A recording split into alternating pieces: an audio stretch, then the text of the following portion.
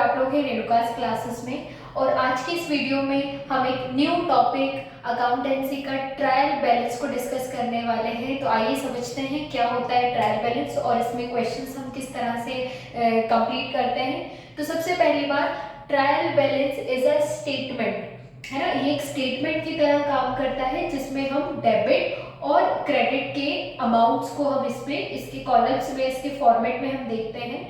तो इसका बहुत ही सिंपल सा फॉर्मेट होता है और ये चैप्टर भी बहुत ही सिंपल होता है। समझते हैं विच आइटम शुड बी डेबिटेड और क्रेडिटेड। तो एक लिस्ट होती है जो जनरली हमें पता होना चाहिए इसके बारे में। तो आज यहाँ पर हम लिख लेते हैं debit balances and credit balances. अब यहाँ पर हम देखते हैं डेबिट में क्या क्या आता है। तो डेबिट में आती है हमारी जितनी भी एसेट्स होती हैं, है ना, कंपनी या बिजनेस की जितनी भी हमारी एसेट्स होती हैं उसे हमने डेबिट करना है। और हमारे डेटर्स जितने भी होते हैं उन्हें हमें डेबिट करना है। हमारे एक्सपेंसेस हमें डेबिट करना है, लॉसेस हमें डेबिट करना है। एंड ड्राइंग्स जो हमारी होती है, ड्राइंग्स मतलब जो पर्सनल यूज के लिए कंपनी का ओनर या प्रॉपराइटर कंपनी से लेता है अमाउंट, या ड्राइंग में के फॉर्म में या तो वो कैश लेता है या तो वो गुड्स लेता है। तो जो भी पर्सनल यूज के लिए कंपनी का ओनर अपनी कंपनी से कुछ अमाउंट को विड्रॉ करता है, दैट इज ड्राइंग्स, ओके, जिसको हिंदी में कहा जाता है आहरण। तो ये जितने भी आइटम्स होते हैं इन्हें हमें ट्रायल बैलेंस में डेबिट करना होता है। अब अपन देख लेते हैं कि क्रेडिट हम क्या क्या करते हैं। तो सबसे पहले लाइबिलिटीज, कंपनी से में जितनी भी हमारी दायित्व होते हैं, मतलब जिन्हें हमें पे करना है, वो सारे हमारे क्रेडिट में जाएंगे। उसके साथ हमारे जितने भी क्रेडिटर्स होते हैं उसे भी हमें क्रेडिट करना होता है। इसके अलावा जो भी हमारा प्रॉफिट का कोई अमाउंट होता है, गेन हमें जो भी होते हैं, और हमारी कैपिटल जो होती है, इन सारी चीज़ों को हमें क्रेडिट करना होता है। और सिंपल सी बात है, जैसे हमने एंट्री में भी देखा, तो परचेज, क्योंकि जो भी हम सामान को परचेज करते हैं, खरीदते हैं, तो वो हम डेबिट करते हैं। तो परचेज अगर आपका होगा तो वो डेबिट होगा। उसी तरह अगर आपका कोई भी सेल्स का आइटम होगा तो सेल्स शुड बी क्रेडिट। तो यहाँ पर जनरली ये बैलेंसेस हमें पता होने चाहिए, ये आइटम्स हमें पता होने चाहिए कि कौन से आइटम्स हमारे डेबिट होंगे और कौन से आइटम्स हमारे क्रेडिट होंगे। तो या चाहें तो आप इसका एक स्क्रीनशॉट ले सकते हैं। सो अब क्वेश्चन हम स्टार्ट करते हैं। ये रहा हमारे पास question, following balance is taken from the book of the Ram traders prepare trial balance on 31 December 2020। 31 दिसंबर को हमने ट्रायल बैलेंस बनाना है in the books of Ram traders. तो हम यहाँ पर लिखेंगे in the books of Ram traders trial balance as on 31 December 2020। यहाँ पर हमने डेट भी मेंशन कर दी है। बस अब हमें अपने कॉलम्स को बनाना है। तो कॉलम हमारे बड़े ही सिंपल रहते हैं। हमने कॉलम्स को बना लिया है। Particulars, LF, amount debit and amount credit, simple से हमारे फॉर्मेट इसमें होता है ट्रायल बैलेंस का। अब यहाँ पर हमारे पास कुछ आइटम्स दिए हैं, ट्रांजेक्शन को पढ़कर हमें अपने ट्रायल बैलेंस में उसे पुट करना है। तो आइए देखते हैं। सबसे पहला जो हमारा ट्रांजेक्शन है which is cash in hand ₹2450। Cash in hand है, कैश इन हैंड मतलब हमारा बैलेंस है। तो कैश इन हैंड अगर हमारे पास होता है तो उसे हम करते हैं डेबिट। अमाउंट है 2450, तो यहाँ पर हमने लिखना है 2450। नेक्स्ट आपको दिया है कैपिटल। अभी हमने देखा था कैपिटल हमारी क्रेडिट होती है, तो कैपिटल हम यहाँ पर लिखेंगे पर्टिकुलर्स में। और अमाउंट कितना है 20,000, तो 20,000 आपके क्रेडिट बैलेंस में आ जाएगा। ओके, नेक्स्ट आपको दिया है बिल्स पेबल, है ना। बिल्स पेबल हुआ, ट्रेड पेबल्स हुए, ये हमारे क्रेडिट के आइटम्स हैं। तो बिल्स पेबल हमारा 1600 है, तो यहाँ पर हमने लिखा बिल्स पेबल। बिल्स पेबल आपका 1600, क्रेडिट में हमने इसे लिख दिया।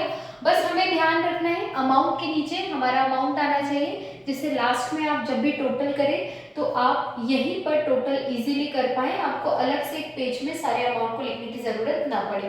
नेक्स्ट आपके पास दिया है ओपनिंग स्टॉक। अब स्टॉक के बारे में एक बात हमें यहाँ पर ध्यान रखनी है कि कभी भी क्वेश्चन में आपको दोनों स्टॉक अगर दिए हो, लाइक ओपनिंग स्टॉक भी दिया है, क्लोजिंग स्टॉक भी दिया है, क्वेश्चन बड़ा सिंपल है, मतलब कॉस्ट ऑफ गुड्स सोल्ड, माल का लागत मूल्य अगर हमें नहीं दिया है क्वेश्चन में, तो हमारा क्लोजिंग बैलेंस क्वेश्चन में नहीं आएगा, तो ओपनिंग बैलेंस आएगा। ध्यान रखें, कॉस्ट ऑफ गुड्स सोल्ड ना होने पर ओपनिंग बैलेंस हम लिखते हैं, वो भी डेबिट में, और क्लोजिंग बैलेंस को हम इसमें शो नहीं करते। अगर हमारे पास कॉस्ट ऑफ गुड्स सोल्ड होता है तब हम क्या करते हैं, ओपनिंग नहीं लिखते हैं और क्लोजिंग बैलेंस या क्लोजिंग स्टॉक को हम यहाँ पर एंटर करते हैं। तो यहाँ पर हमारे पास ओपनिंग बैलेंस है, तो यहाँ पर कोई भी कॉस्ट ऑफ गुड्स सोल्ड आपको गिवन नहीं है, तो यहाँ पर हम लिखेंगे ओपनिंग स्टॉक, अमाउंट है आपका 16,000, तो डेबिट के कॉलम में आपने 16,000 को एंटर करना है। नेक्स्ट क्रेडिटर्स, अभी हमने देखे थे क्रेडिटर्स जितने भी हमारे होते हैं उन्हें हम क्रेडिट करते हैं, तो क्रेडिटर्स का अमाउंट कितना है 5,000, तो हम क्रेडिट के कॉलम में 5,000 को ऐड कर देंगे। इसके बाद नेक्स्ट आपको दिया डेटर्स। क्रेडिटर्स अगर आपके क्रेडिट होते हैं तो डेटर्स आपके डेबिट होंगे, नाम से ही देखो डी आप ऐसे भी रख सकते हैं, सीसी यानी क्रेडिटर्स, तो डेटर्स आपके हैं 23,000, तो यहाँ पर हमने लिख दिया है 23,000। इसके बाद बैड डेब्ट रिजर्व, BDR का मतलब होता है बैड डेब्ट रिजर्व, यानी कि बैड डेब्ट्स का जो अमाउंट होता है, बैड डेब्ट्स का मतलब होता है कि ऐसा पैसा जो हमें रिकवर नहीं हो रहा है। रिजर्व का मतलब क्या होता है, डूबा हुआ पैसे की रिकवरी होना, यानी कि बैड डेब्ट्स जो हमारा हो जाता है, कभी कभी क्या होता है कंडीशन कंपनी में कि कई ऐसे अमाउंट होते हैं जिसे हमें मिलने की उम्मीद नहीं होती, तो जो पैसा हमारा एक तरह से डूब जाता है, कंपनी में मिलने की चांसेस हमें नहीं होते, तो उस अमाउंट को हम कहते हैं बैड डेब्ट्स। और बैड डेब्ट्स का अमाउंट कभी कभी हमें रिकवर होने लगता है या हो जाता है, तो या उसकी उम्मीद रहती है, तो उस को कहा जाता है बैड डेब्ट्स रिजर्व।